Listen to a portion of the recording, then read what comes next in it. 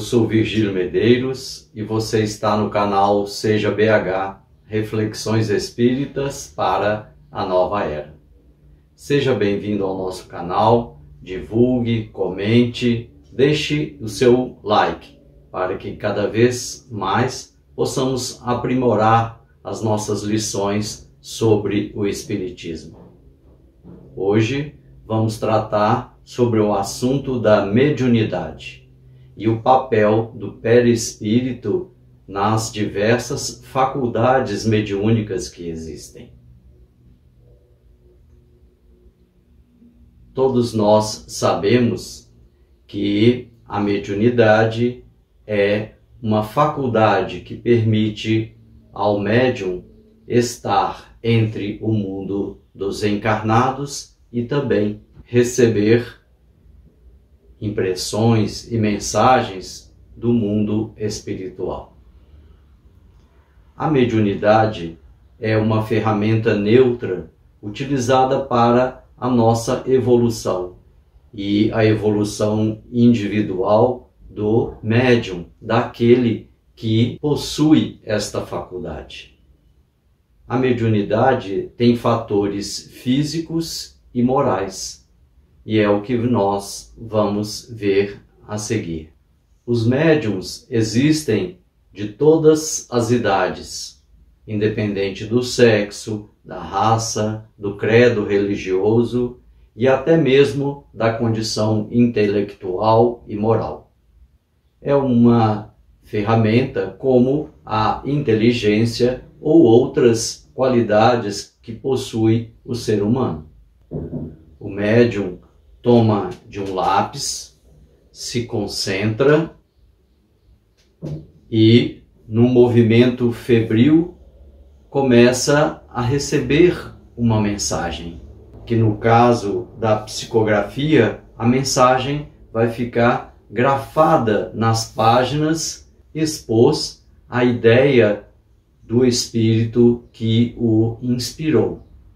Mas também essas mensagens podem ser realizadas através da visão, da audição, do tato e também das impressões que a gente pode sentir o cheiro de algumas substâncias que estão no ar. E, portanto, o médium tem um papel importante nas comunicações, tanto na parte mecânica quanto na parte moral. Sim, o médium interfere nas comunicações, assim como um aparelho de televisão mostra uma imagem de acordo com a sua qualidade e também de acordo com a sua tecnologia interna. Assim também acontece com o médium. Quanto mais moralmente desenvolvido e também mecanicamente treinado, as mensagens serão cada vez mais fiéis aos espíritos que as ditam. A comunicação espiritual só é possível por causa da existência do perispírito. O que é o perispírito? É este intermediário que existe entre o nosso espírito e o nosso corpo. Esse elemento de ligação entre o espírito e o corpo físico está presente no médium e também no desencarnado ou no espírito que está se comunicando. Ele está revestido pelo seu próprio perispírito. O perispírito dá a ele a identidade, como ele se mostra, e com isso nós podemos identificá-lo. A interação dos dois perispíritos, tanto do médium quanto do espírito, representa o fator de ligação entre os dois. Existe então uma sintonia de ideias, de ondas mentais. De acordo com o livro dos médiuns, existem dois tipos de comunicação. Uma comunicação oculta e uma comunicação ostensiva. A comunicação oculta é aquela da qual nós recebemos mensagens e as ideias vêm à nossa mente, mesmo que não queiramos. À nossa revelia, os espíritos sugerem ideias boas e más à nossa mente. Cabe a nós fazermos esse juízo de valor e assimilarmos as ideias boas ou más para a nossa vida. E o outro tipo de comunicação, aquela comunicação ostensiva, normalmente é recebida pelos médiuns, onde vão ficar os sinais inequívocos de que uma mensagem dos espíritos foi dada. O papel do médium, então, é revelado ao se revelar o conteúdo das mensagens deste autor espiritual. E os espíritos, eles se manifestam de forma espontânea ou então quando eles são evocados. Espontaneamente eles podem ser atraídos para o ambiente e darem as suas mensagens, e poderemos evocar particularmente um espírito, mas como a comunicação se dá do lado de lá para o lado de cá, o espírito só será atraído se ele realmente reconhecer que aquela reunião tem um cunho sério e que essa mensagem necessita ser dada ao grupo que o convidou. No parágrafo 200 de O Livro dos Médiuns, Kardec nos esclarece que a única forma de sabermos se a pessoa possui a faculdade da mediunidade é a experimentação. Se você está reconhecendo em si mesmo alguns sinais de mediunidade, às vezes sinais físicos, mentais, você pode procurar um centro espírita responsável, onde o conhecimento e a experiência das pessoas que ali frequentam e já trabalham com a mediunidade há muitos anos poderão orientá-lo ou orientá-la no início do seu exercício mediúnico. No livro Obras Póstumas de Allan Kardec, existe uma citação no parágrafo 6, número 34, sobre um ponto importante na mediunidade ou nas manifestações mediúnicas. E os espíritos esclarecem que a faculdade mediúnica depende de uma expansão do nosso perispírito. Vamos ver a citação. O desenvolvimento da faculdade mediúnica depende da natureza mais ou menos expansível do perispírito do médium e da maior ou menor facilidade da sua assimilação pelo dos espíritos. Depende, portanto, do organismo e pode ser desenvolvida quando exista o princípio. Não pode, porém, ser adquirida quando o princípio não exista.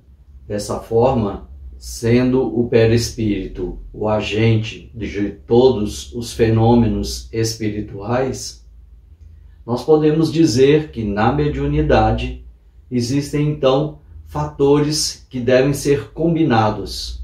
Fisicamente, o médium possui uma característica especial para expandir o seu perispírito e dessa forma, através da sintonia dos pensamentos, se ligar a algum espírito. E esta sintonia mental vai favorecer o surgimento dessas ideias e também a promoção ou a transferência dessas ideias para as comunicações, transformadas em livros, em psicografias, em discursos, em palestras iluminadas, assim como em mensagens corriqueiras que a mediunidade no mundo inteiro recebe da espiritualidade maior. a presença da faculdade mediúnica nas pessoas depende, então, da expansão do seu perispírito. Isto quer dizer que esta pessoa tem uma capacidade de sair do seu corpo, ou seja, deslocar o seu corpo do seu próprio perispírito. E isto faz com que as condições para a ocorrência da mediunidade ela possa acontecer. E além desse deslocamento espiritual ou o afastamento entre o corpo e o espírito, precisa haver, para que a comunicação ocorra, essa sintonia mental entre o espírito que está comunicando e o médium que está recebendo a mensagem. Então temos dois elementos fundamentais: a afinidade fluídica e a sintonia vibratória. Divaldo Pereira Franco, o médium baiano, conta nas suas palestras que ele estava psicografando uma mensagem de Victor Hugo de forma mecânica e viu entrar na sala, no seu estúdio, entidades espirituais. Então, vejamos o seguinte: ele está mecanicamente escrevendo a mensagem, sintonizada com o espírito, e ainda pode participar de uma visita espiritual. Então, quando o médium se desprende parcialmente do seu corpo ou expande o seu perispírito, ele é capaz de entrar nesse mundo espiritual e assimilar e partilhar esse mundo espiritual com as entidades que estão à sua volta. No Livro dos Médiuns, Kardec esclarece que a mensagem recebida passa sempre pelo espírito do médium. Vejamos a pergunta que Kardec faz aos espíritos. O espírito que se comunica por um médium transmite diretamente o seu pensamento ou este tem por intermediário o espírito do médium? É o espírito do médium que é o intérprete, porque está ligado ao corpo que serve para falar. E por ser necessária uma cadeia entre vós e os espíritos que se comunicam, como é preciso um fio elétrico para comunicar a grande distância uma notícia e, na extremidade do fio, uma pessoa inteligente que a recebe e transmita. Compreendemos assim que as mensagens sempre serão filtradas pelo médium. Observamos que a faculdade mediúnica pode se manifestar de diversas formas. Então temos médiuns que psicografam, médiuns falantes, médiuns audientes, médiuns videntes. E por que isto ocorre?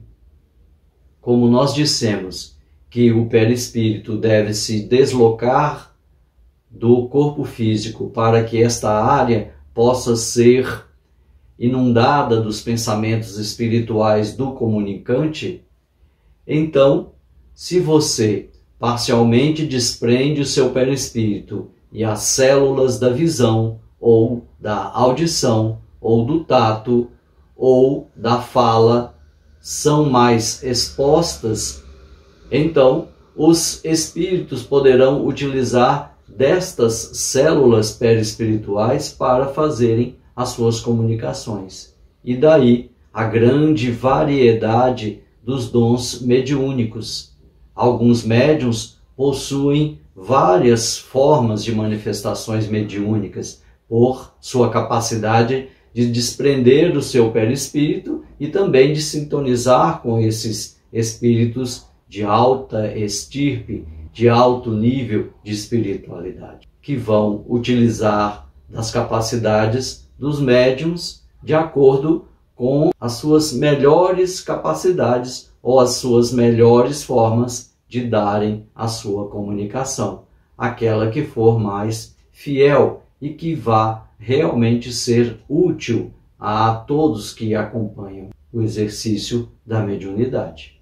Entendido o mecanismo da mediunidade, agora é hora da gente distinguir entre a faculdade ou o exercício de receber as mensagens e qual o uso que se dá a esta faculdade.